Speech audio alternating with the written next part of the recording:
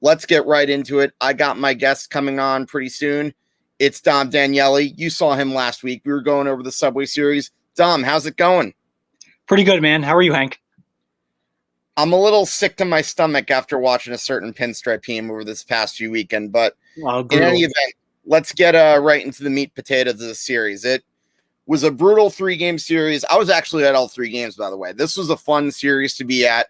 Great atmosphere at the stadium, and I must say it was pretty packed. And it was like the most hyped up I've ever really been to go to a game in like a long time. Probably since before the pandemic, unless you want to include one of the Red Sox games. But in any event, crazy series. All 3 games were pretty exciting to watch. But first of all, let's start with the Friday night game. That one, actually, no, Saturday night. I take that back. Friday was postponed due to rain. So obviously I went all the way there that night.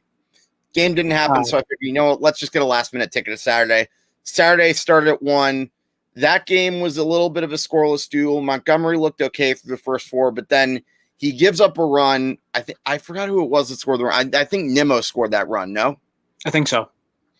He ended up giving up that first run, and Boone made one of his first mistakes of that series. He took him out like immediately after. Now, granted, you still had a lot of guys on base, but do you think that was a mistake?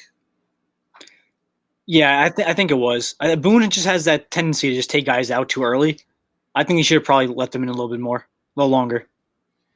The thing is, I don't know if this is necessarily like an Aaron Boone thing. I think that's probably Cashman and his numbers telling him, don't let him face that lineup like a second or third time, or at least when he's in trouble. But in any event, I didn't like that move because, in my opinion, he only gave up 1 run. He probably could have gotten out of this jam. I think he probably had a better chance at getting out of that jam than Lucas Luetge. But in any event, Brandon Nimmo, since I mentioned him, he was the spark plug, not just of this game, but the whole series. The entire series, yeah. He came back. This is his first game off the IL, I should mention.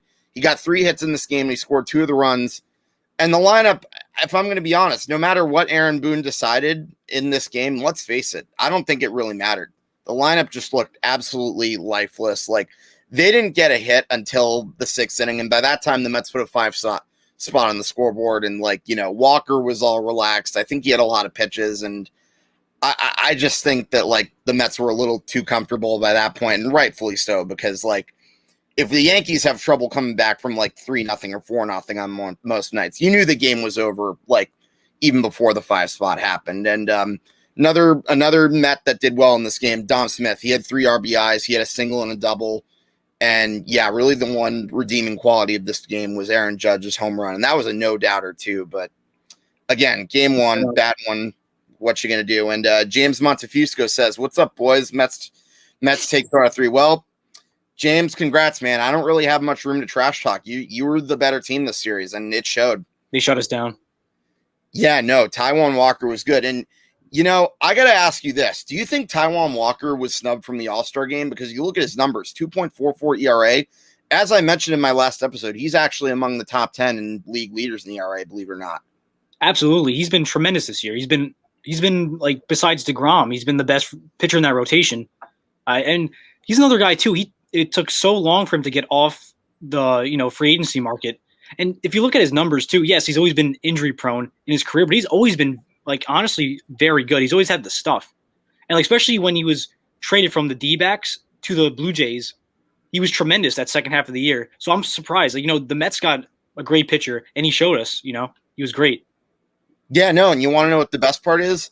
They got him for, like, a big fraction of what they could have gave to a certain LA Dodger whose name I'm not going to mention. Mm-hmm. So there you go. That's a big win for them. And hey, Luis Rojas, I loved what he said in that press conference too. I don't care about that guy. I'm more concerned that we had Taijuan Walker, and that's what a good manager does. He may not be the best at in-game strategies, but I like the fact that he speaks up and defends his guys during press conferences, and that's something I kind of wish I could have seen more from out of Aaron Boone ever since the epic Savages from the Box incident. But if any event, that game was over and done with. It was the doubleheader that was really the best part about this series. Well, not maybe for us personally, but for any casual baseball fan, I think it was a great one because game 2, you had Dom Smith starting it off with a home run in the first inning. You had the Yankees capitalizing on a Lindor error. to take the lead. Kyle Higashioka hit a 2-run double, and then Tim Locastro drove in the other run on a sac fly.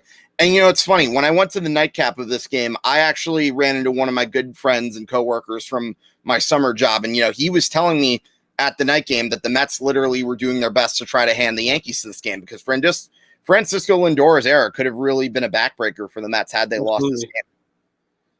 And, another thing that really also was a game changer for the Mets, that fourth inning. Or, no, I'm sorry, it was the third inning, actually. The Yankees had first and third, no outs. Giancarlo Stanton's up. You know where this is going when I'm talking about an inning like this.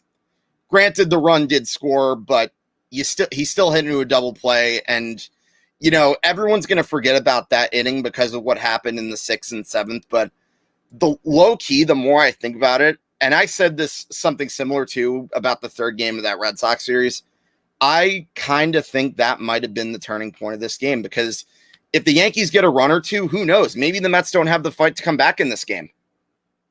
Yeah, I agree. Stanton has been doing that all year. I mean, it's fun, and not just Stanton. It's the entire team besides, like Judge and a couple other guys, but it's always been grounding to a double play, not capitalizing with runners in scoring position. It's been really frustrating. No, and you're right. Who knows? Maybe if he came through there, they wouldn't have that fight. But I got to say, though, this entire series made me kind of realize, too, this is a really fun Mets team to watch. I hate to say it. This is a fun team to watch. They play as a team. They play with heart, and I like that. I'll give them credit where credit's due. Hey, look, you know what? I do not disagree with you at all. And let's get into more comments from the Met Fan Peanut Gallery section. And by the way, for those of you watching, commenting, if you guys want to interact and make some good points with us, please do so. We would love to hear your comments, especially if you're a Met fan who wants to continue gloating in our faces. You're more than welcome to do so. We got two of them right here. James Montefusco says, that's a great question, Hank.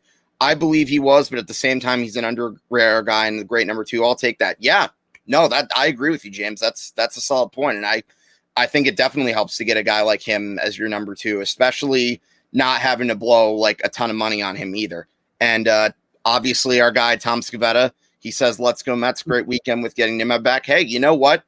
Getting a leadoff hitter back is more important than people realize because this is the spark plug of the lineup.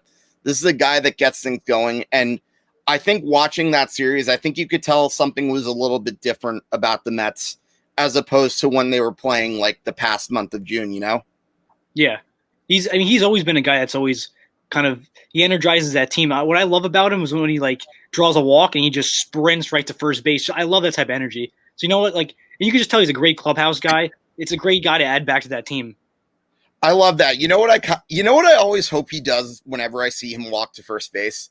I always hope he pulls off the move that one of that guys from Little Big League did. Remember when the guy walked and then just ran right to second? Yes. I'm always waiting for that just for the fun of it. I feel like that would be funny, but that'd be great. That's a silly tangent for another day. Yankees would end up taking the lead right back. The Mets obviously tied 3. Garrett Cole had a meltdown in the 4th. And, regardless of how you feel about the Giancarlo Stanton at bat, the fact that Garrett Cole gave back that lead so quickly was very, very unacceptable. I mean, this is a guy you're paying a lot of money for. And spider tack or not, if you're the ace on this team, you got to hold on to this lead. Yeah, I hate to say it. I don't know what you think, but this is I feel like since this whole spider tack thing kind of happened, he's kind of been pitching like the way he used to pitch when he was with the Pirates, when he was kind of trending downward. That's what I'm kind of worried about. I'm really hoping that he gets out of this thing. He just doesn't look like the same guy anymore. It's really scary, because who knows if this has been the reason why he started to dominate in Houston. I really hope it's not the case. I would like to. He looked like, in the first inning too, he looked great. He had great command of his fastball. He was looking good. Then towards the 4th or 5th inning, it looks like he had lost confidence in his breaking ball, and that's not like Garrett Cole. He was just giving up home runs like it was nothing. I don't understand. Well, he wasn't giving up home runs this game. It was more like a lot of singles, but still, you get the idea. Mm-hmm. Like the Mets had a lot of patient at bats too. I think in the first. You also got to give them credit too. Like as much as you want to blame Garrett Cole, like they had great at bats too. And again, I know a certain other pinstripe team that could benefit from stuff like this. But the Yankees, obviously, they took the lead on that wild pitch. Yeah, and it's funny. Another funny thing I heard when I was at the stadium was one guy said that's your best chance at scoring, getting a guy home from scoring position, which sadly enough, he wasn't wrong. But then going into the 7th, I'm not going to lie, when I saw Chapman come in, I had those bad vibes. And whether he's another guy that could have been a victim. Well, actually, no. Let me rephrase that. A victim, quote unquote, of the spider attack crackdown or not. He just has not looked good. Like, you knew his dominant stretch would only go for so long. And I've been saying this not just this year, but for many years. He either has it or he doesn't. And when he doesn't, you can tell. And it only took the third pitch of that Pete Alonso at bat for us to really know that he did not have it. And I think you pretty much knew that was the game right there. Didn't matter what happened. Didn't matter that a fan like reached his glove over the fence to interfere with what I think was Jose Peraza who hit that ball. I believe so. I mean, Billy McKinney drove in the next 2 runs anyway, so what did it really matter? And then they got another extra one. They won 10-5, and this, I'm going to be honest, was probably the worst I've felt being the worst Yankee loss I felt being at the stadium for a regular season game, probably since the Devers game on August 13th, 2017. We actually met up that day, if I remember correctly. We did, yeah, and that was heartbreaking too. But yeah, the Mets won that game. And, the more I look at this game and you look at where the Mets are, I believe they're 3.5 games in first place right now. I mean, the big win for the Mets wasn't even just them winning the series. It was the fact that the the Washington Nationals ran into a buzzsaw named the Los Angeles Dodgers. They got smoked in all 3 games. So as I look at the standings for you right now, unfortunately, I didn't put them on a ticker this episode because I was focused on the All-Star game. But as I look at the standings right now, the Mets are actually 3.5 games ahead of the the Atlanta Braves for first place. Washington Nationals are 4 games behind, and you have the Phillies at 4.5 games. But all 3 of those teams are 5 games behind the Mets in the loss column. And when you look at a game like that, and when you look at the type of team the Mets have, that's a win that could probably be a turning point for them, for a contender in any season. That's a win that you're going to hear about, and probably SNY will show on Mets Classics like for many years to come too. Especially doing it against a team like the Yankees too, like a Subway Series matchup. They just showed they had a ton of fight. Honestly, like, we were lucky that Chad Green finished off that third game, because who knows, they could have came back in that game too. It was just too close for comfort. They look like a really good team, and you really never know. This has definitely propelled them. Yeah, game 3 was interesting. I love that Gio hit that home run. I think Gio was probably one of maybe 2 or 3 Yankees that really did anything this series. But he hit that 3-run home run off Corey Oswalt, and I remember being shocked because I thought, what's his name? I thought McGill was supposed to start that game. I guess they wanted to move him ahead one start, which makes sense because they're playing the Milwaukee Brewers for a big series, and I guess they probably knew that they had the series. It was a doubleheader. They figured they might as well just throw a spot starter out there, but they almost came back and won that because Pete Alonso hit a 2-run home run. And then it's funny how Gary was up, and I'm like, oh boy, are the Yankees going to drive in a run? Turned out a wild pitch was all they needed to drive the run. Didn't have to rely on Gary. And, I got to say, for all the complaints I've made about Aaron Boone this year, and rightfully so this series in particular, because I feel like he really threw gasoline into the fire during the past few games. I think using Chad Green for the 3 innings was very smart because you knew you didn't want to get swept by the Mets. He was your best reliever the whole series. Couldn't really take any chances. And, Billy Martin did a similar thing like this too in the 70s. He used Sparky Lyle for 4 or 5 innings in big games. So, I like that Aaron Boone went with his gut and wanted to go for the win. And, it's something I wish I could have seen more out of him from this series. But in any event, I'm not going to say I'm ecstatic that the Yankees won this game. I'm really more relieved, if anything, if I'm going to be honest with you. No, yeah, I agree. I'm just glad, at the end of the day, I'm glad we didn't get swept. I mean, those first 2 games take a lot of life out of you. And I think the entire fan base, too, was panicking, oh, what are we going to do? This is bad, but I'm glad at least we won that third game. Yeah, it's not I'm not relieved, I'm not crazy happy about it either, but I'm just glad at least we didn't get swept, and it's, just got to move on from here.